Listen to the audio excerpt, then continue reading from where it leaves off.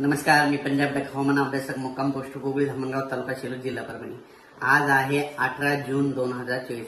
आजपासूनचा परत शेतकऱ्यासाठी अंदाज येत आहे।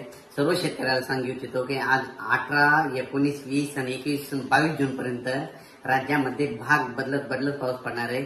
सर्वदूर पडणार नाही म्हणून हा अंदाज लक्षात घ्यायचा। राज्यात एकंदरीत सांगायचं झालं तर राज्यामध्ये 23 जून पासून म्हणजे 23 जून ते 30 जून दरम्यान राज्यात विदर्भातून पावसाला सुरुवात होणार आहे आणि 23 जून पासून 23, 24, 25, 26 थोडा कमी प्रमाणात पाऊस राहील म्हणजे 25 जून पर्यंत। पण राज्यात 26 जून ते 30 जूनच्या दरम्यान मुसळधार पाऊस पडणार आहे म्हणून हा अंदाज लक्षात घ्यायचा। राज्यातील सर्व शेतकऱ्यांना सांगायचं झालं तर म्हणजे आता ह्या 22 जून पर्यंत म्हणजे आज 18, 19, 20, 21, 22 जून पर्यंत राज्यात भाग बदलत पडणार आहे। 22 जून, 23, 24 आणि 25 पर्यंत राज्यात म्हणजे तुरळक स्वरूपाचा पण चांगला पाऊस पडणार आहे म्हणजे 22 पासून चांगला पडणार आहे म्हणून हा अंदाज लक्षात घेतात।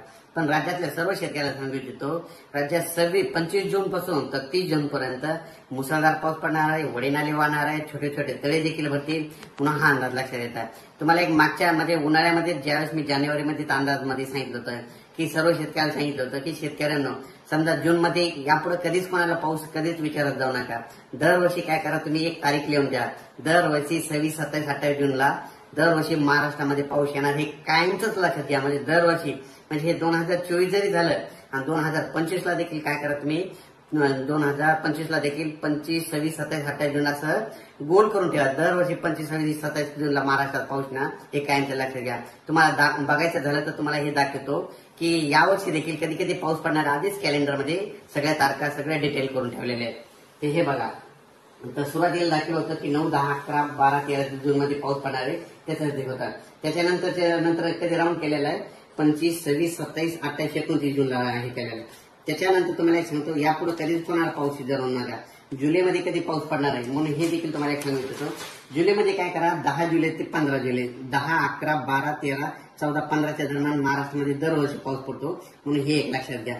त्याच्यामध्ये जुलैमध्ये पुन्हा परत 19, 20 आणि 25, 26 जुलैला देखील पाऊस पडणार आहे म्हणून हे देखील लक्षात घ्या।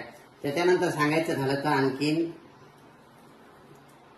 ऑगस्ट मध्ये देखील तुम्हाला एक सांगू इच्छितो की ऑगस्ट मध्ये कधी पाऊस पडणार सगळा अंदाज डिटेल केलेला आहे। त्याच्यानंतर ऑगस्ट मध्ये 7, 8, 9, 10 त्याच्यानंतर 23, 24, 25, 26, 27 देखील पाऊस पडणार आहे। सप्टेंबर मध्ये देखील आहे म्हणून हे लक्षात घ्यायचं। सर्व शेतकऱ्याला सांगू इच्छितो की राज्यामध्ये आता म्हणजे आज आहे 18 जून, 19, 20, 21 आणि 22 जून दरम्यान भाग बदलत पाऊस पडणार आहे।